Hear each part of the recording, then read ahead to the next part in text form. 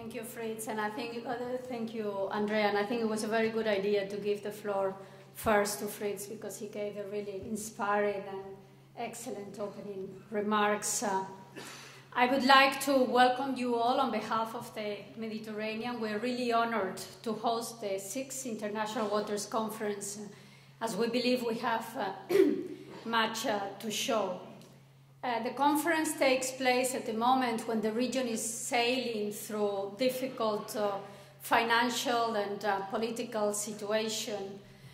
This is not new, however. We have always been prone to transformations and to that had impacts much beyond our shores.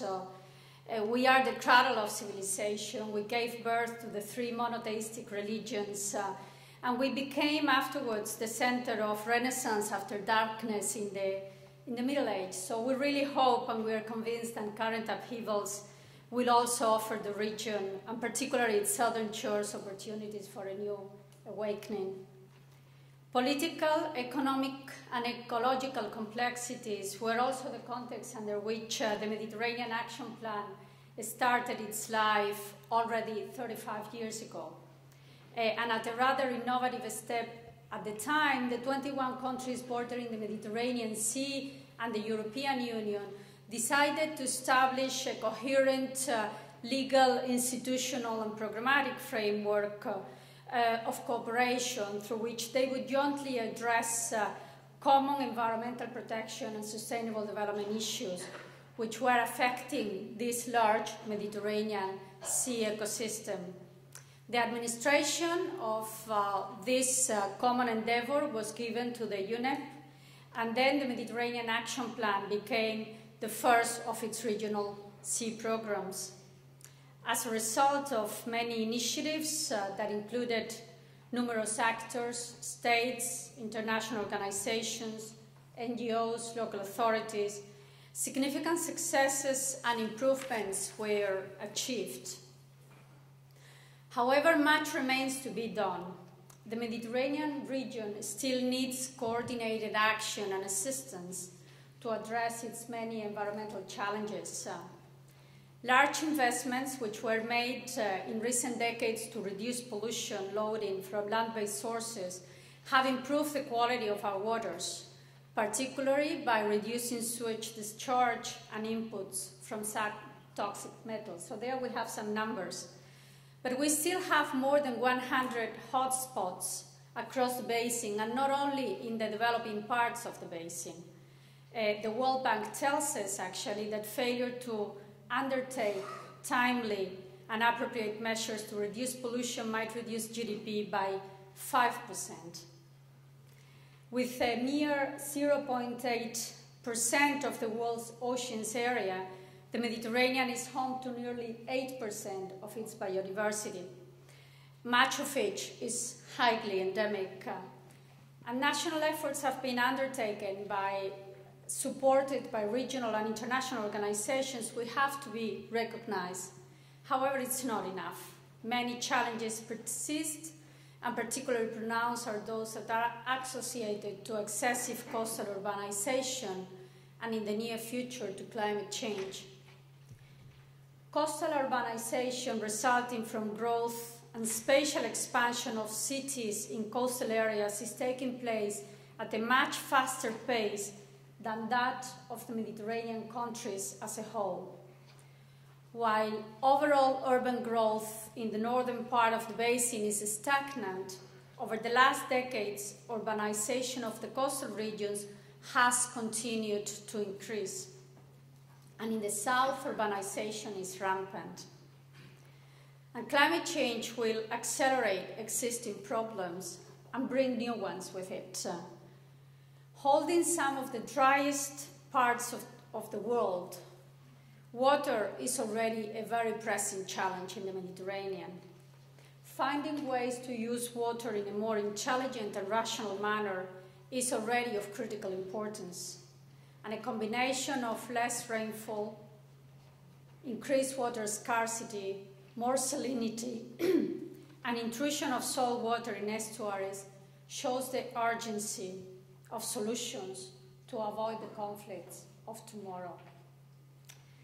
And many coastal areas will also be directly threatened due to sea level rise. Now, the search for solutions is making new threats to also emerge. And the Mediterranean Action Plan will issue its first integrated assessment of the Mediterranean Sea ecosystems by the end of the year. And there we have identified 3 new issues which warrant particular attention. First, it's desalination and its effects. Second, the increasing use of coastal and ocean space for aquaculture. And third, the increasing use of ocean space for competing purposes, multiplying the losses of ecosystems services. But we have some tools at hand.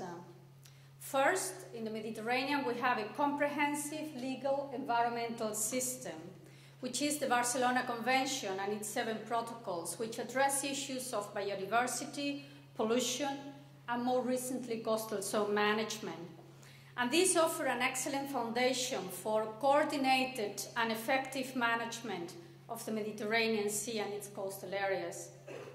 And we are very proud of its latest protocol, which is on integrated coastal zone management, which is really a primer and international innovation. And we are right now starting the process of bringing it into force. The second is an adapted strategy with priorities as a tool for legal implementation, which is currently being developed, and it, in our view, will bring this communication strength that the previous speaker was referring to. In 2008, the contracting parties of the Barcelona Convention decided to apply the ecosystems approach to the management of human activities, bringing all sectorial issues into an integrated framework.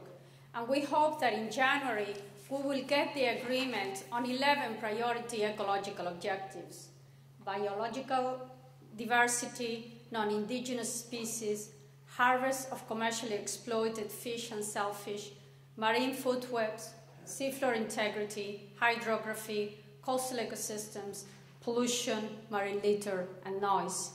And they will all be part of an integrated effort to influence human activities through an adapted strategy focused on agreed management priorities, which will be periodically monitored, evaluated, and revised. We look forward to work with our partners in transforming into concrete ecological improvements this welcoming yet extremely challenging political development. And there's much to build on. As the third tool we have at our disposal is the establishment of broad partnerships to work together in the Mediterranean ecosystem.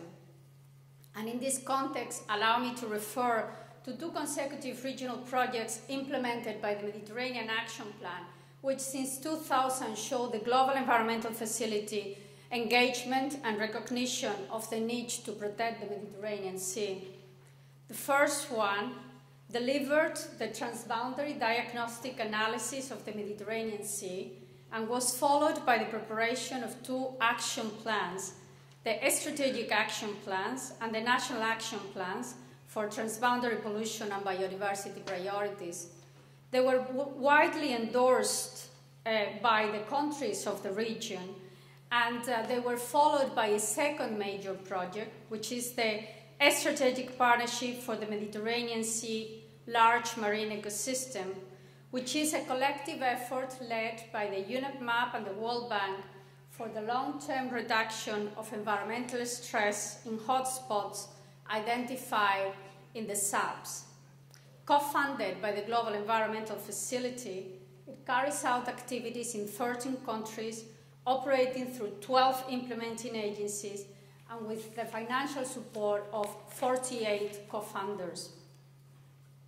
The partnership will serve as a catalyst in leveraging policy, legal, and instrumental reforms, as well as additional investments for reversing degradation of our damaged large marine ecosystem, its contributing freshwater basins, its habitats, and coastal aquifers. And it consists of 2 complementary components. On the one hand, the regional component, which is led by the UNEP MAP and focuses on innovation through policy reforms, concrete solutions and replication which are necessary to advance in SAP implementation, and the investment part, which is led by the World Bank.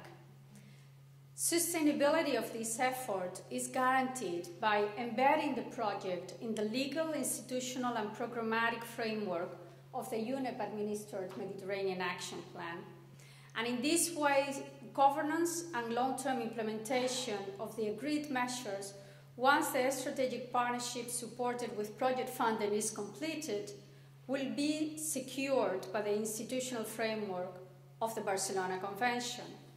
So this symbiosis between the Global Environmental Facility International Waters, with its focus on transboundary water issues, and the UNEP map, which facilitates environmental governance in the region and secures sustainable implementation of agreed measures, we believe is almost unparalleled, and are convinced that will contribute to the sustainability of the results of the efforts. I could not end these opening remarks without expressing our deep appreciations to the generous support of the government of Croatia and for UNDP to organizing this event. And obviously, last but not least, to the Global Environmental Facility for bringing all of us here together to be able to learn and continue advancing in the protection of our seas. I wish you a very fruitful meeting. Thank you very much.